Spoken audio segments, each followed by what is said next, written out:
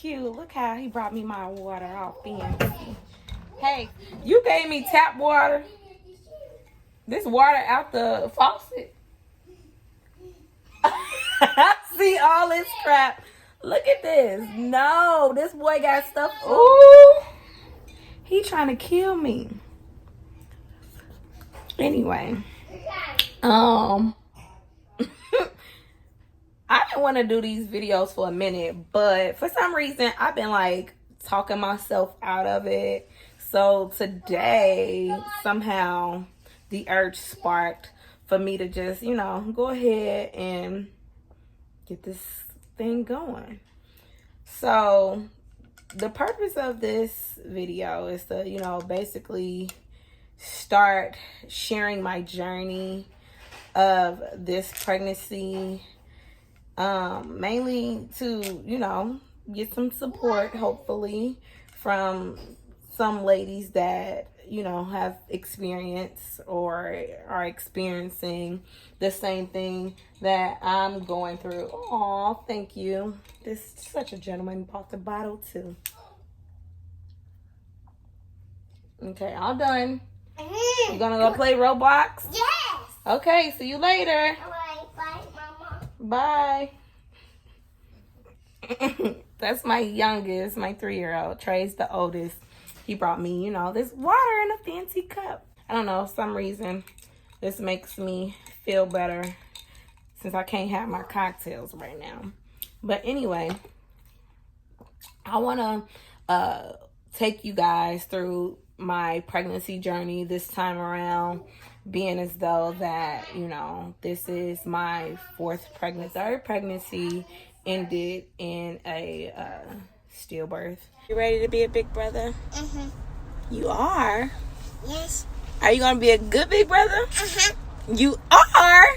Mm-hmm. Aww.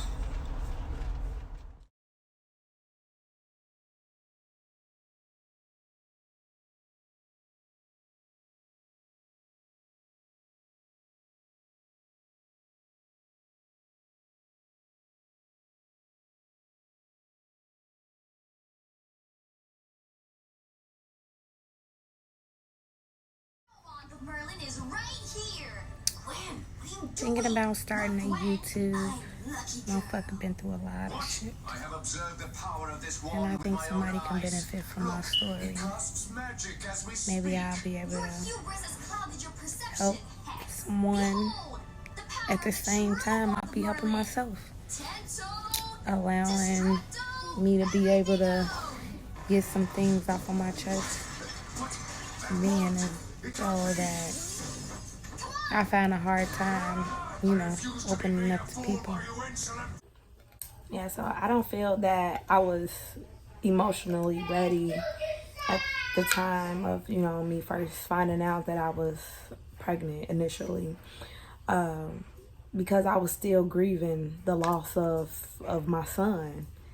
By the way, his name was Bentley Jameson. So I still grieve the loss of him. I'm able to deal with it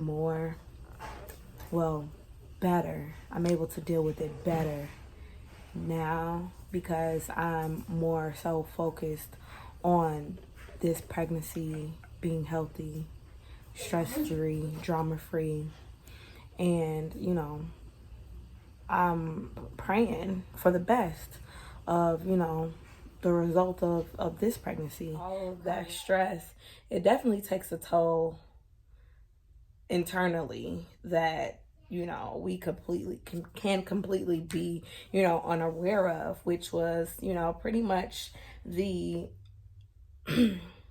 the downfall of my previous pregnancy, because me and my husband, we had just got back together after like 2 years of separation, and then shortly after reuniting, we became pregnant.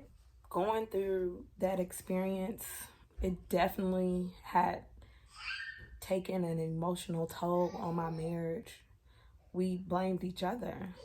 a lot of the time. And most times I felt as though that I was, going through it alone, and that I couldn't fully express what I was feeling, because I thought that, maybe people thought that, well, you should be over it by now.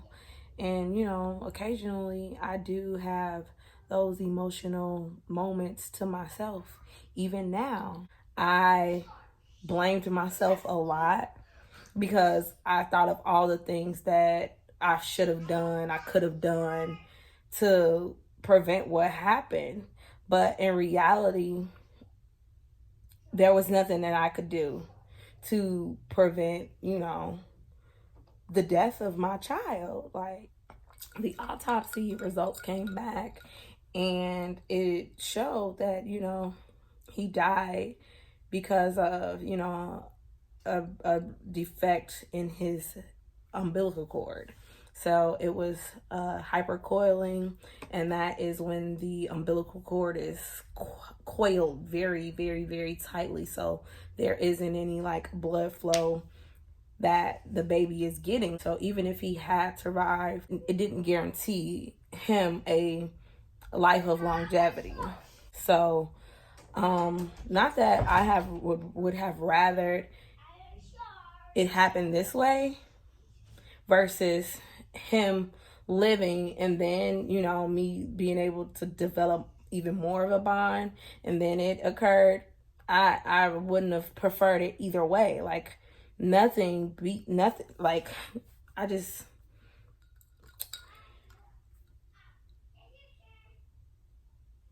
feel robbed. I do feel robbed because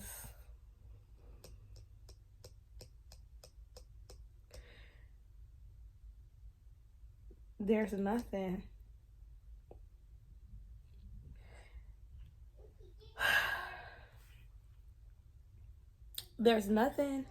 that I could do or say to explain how I truly feel inside about the loss of my child. When I say I feel robbed because it wasn't like, like I pretty much went through an entire pregnancy and longing, for that child to come, and only to hear that, they can't find a heartbeat, and only to be told that I'll never be able to see him smile. I'll never be able to hear him call me mommy, hear him laugh, or any of that. Like, I was robbed of that. So, and to become pregnant almost immediately after, was scary. And it is scary. And at the same time, not being able to fully grieve and then become pregnant again, and then, have a whole nother set of fears that I never experienced before with my other pregnancy. I'm considered high risk because I do have a history of preterm labor. So with that pregnancy, I was young. I was 19 years old. And I was young and highly stressed. Why? Because I caught a case. So I was literally like fighting for my life at 19 years old. It was a drug case. So at that time, I was like, they were saying range from 5 to 40 years. So, with the evidence that they had against me, it was just like 5 to 40 years. So I could potentially spend majority of my life in jail. Like, I didn't know what was to come of it, but I knew I was going. No, Juju. If you guys would like to hear more about that, then, putting your comments below, and then I'll be happy to discuss. At the end of this video, please comment. Please comment. I would love to hear from you and get some feedback on what you guys thought of this previous video, as well as some things that you would like for me to share.